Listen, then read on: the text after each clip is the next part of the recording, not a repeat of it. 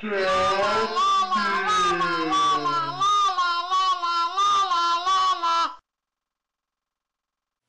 everybody, how'd you like that intro? Was it loud and annoying and made you want to turn this video off immediately? Yes.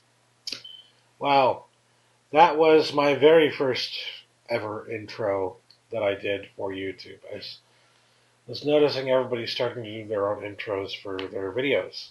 And so I was like, well, I'm going to do my own intro. And everybody else had this, some kind of cool music that was in some way produced. Like, even if it just had like guitar in the background or something. I didn't have that. And I didn't know how to make that, or rather, I did know how to make that, but I didn't really want to put the effort into it. So I was just like, well, I'm going to freaking do this instead.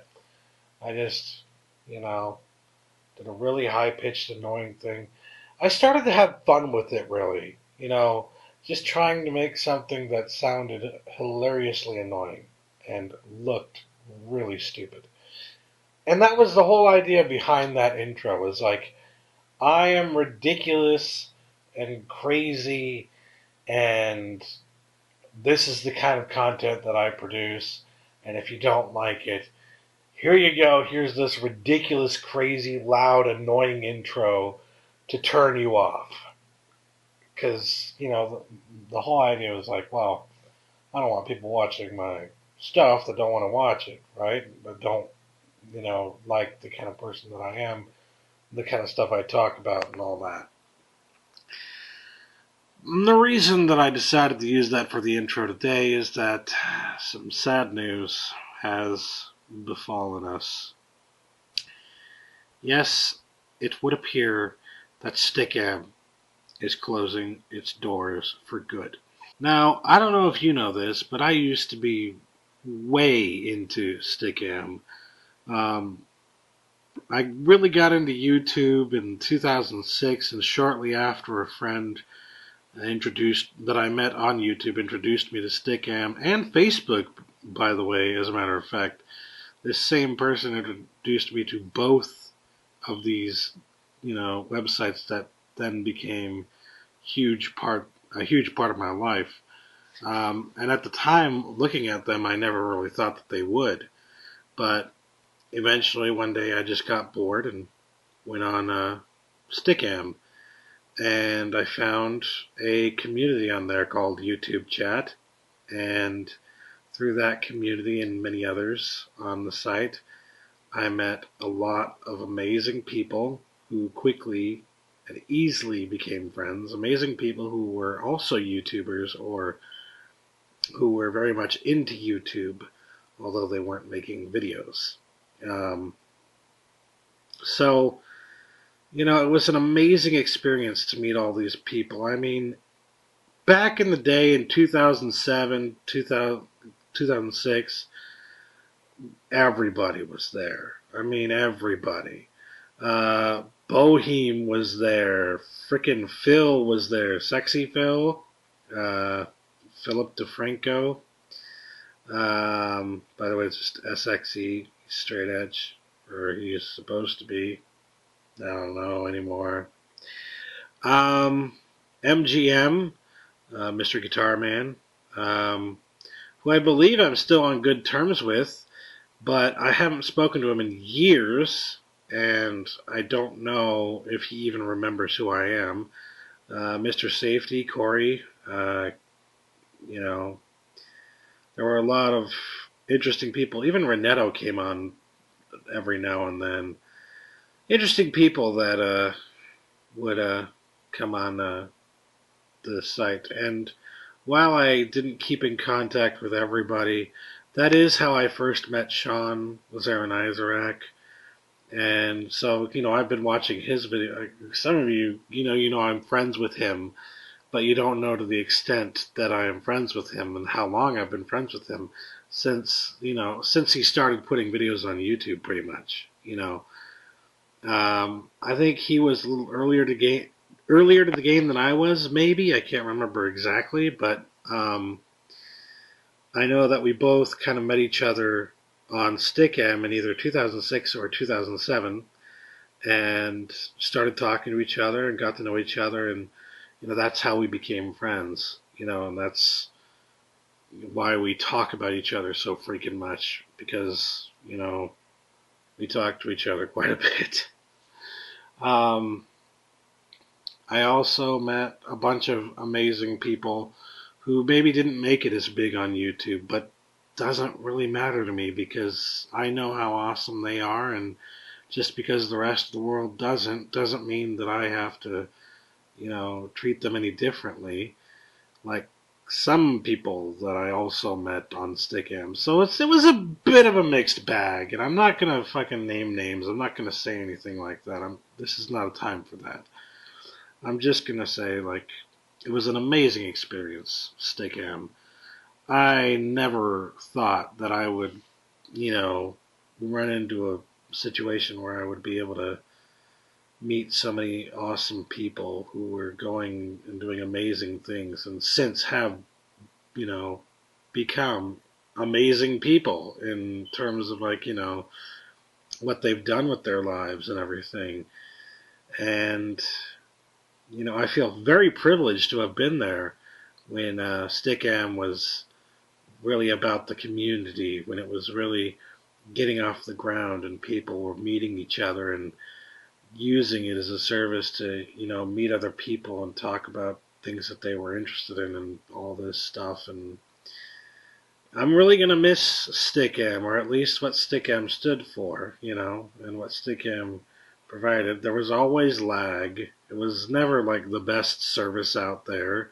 I'm not jaded about anything. I don't think, oh, Stickam, what am I going to do now? I mean, there's a bunch of different things that you can do now, because people basically took what Stickam had done and ran with it.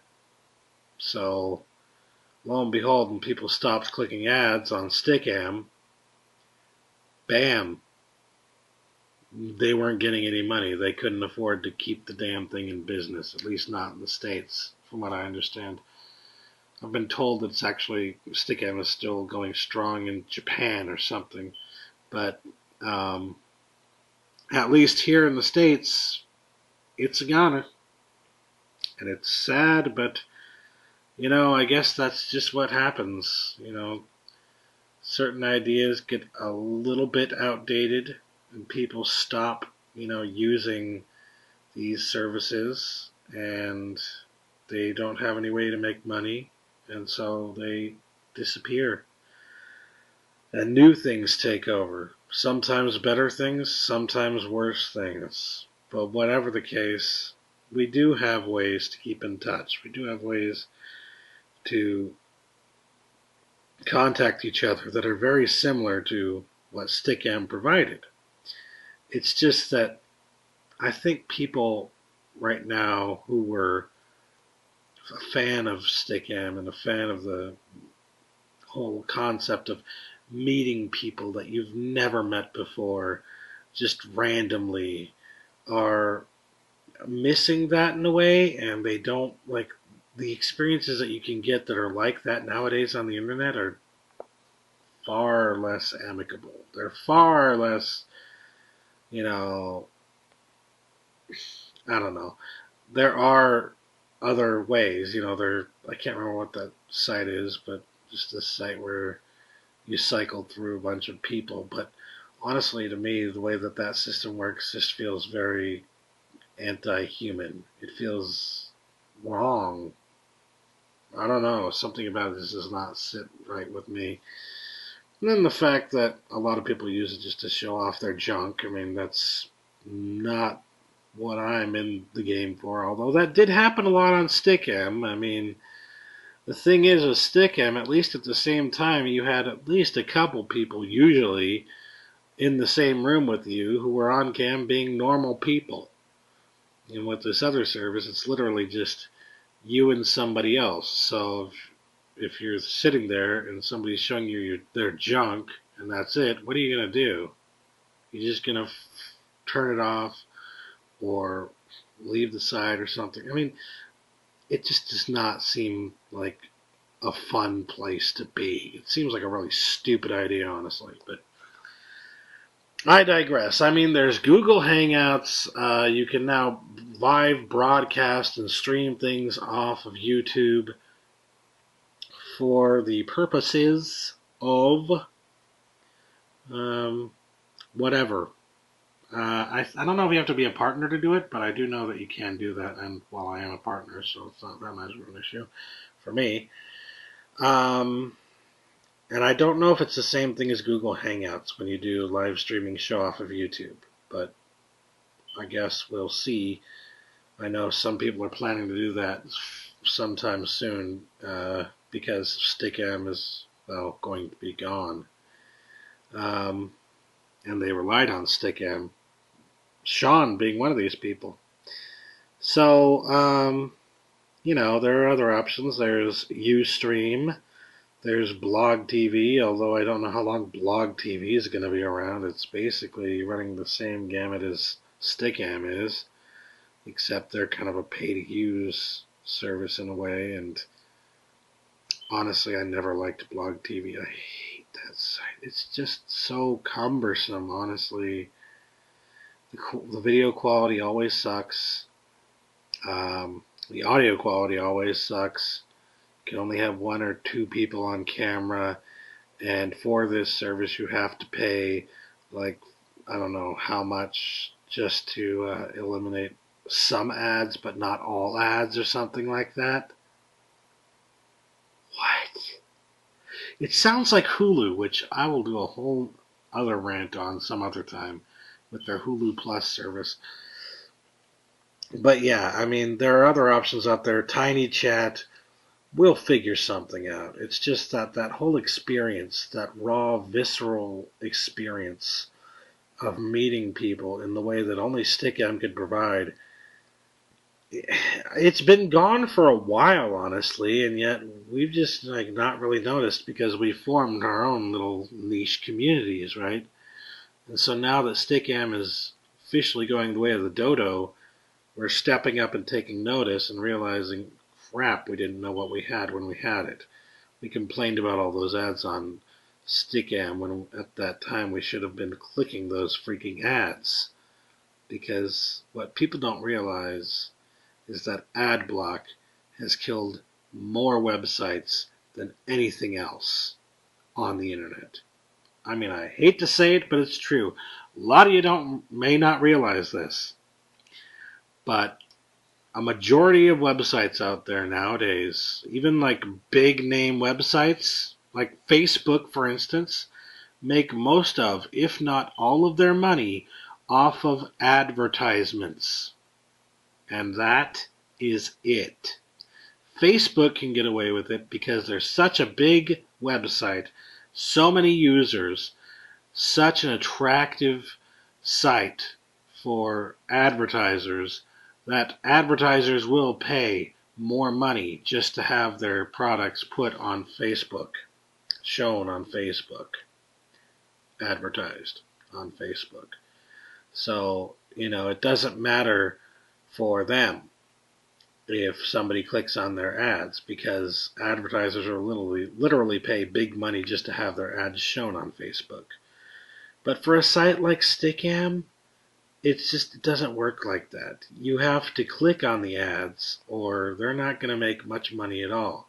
They'll make money from people seeing the ads, but then if you have ad block, they don't make any money off of that because you're not seeing the ads. It doesn't register as an ad being seen. And I know ads suck and nobody likes ads and fuck ads, but here's the thing. All these sites that you really, really love could go away really, really soon. A lot faster than you think they could. Just because people like you, are not clicking ads, and people like you are using a service for free and complaining about ads to the extent that you use ad blockers. I mean, where are they supposed to get the money? It's a double-edged sword, it really is, because nobody likes ads, but you have to deal with it one way or another.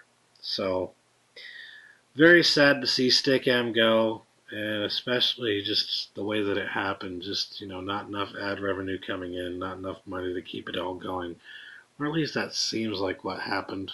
It seems like what's going on here.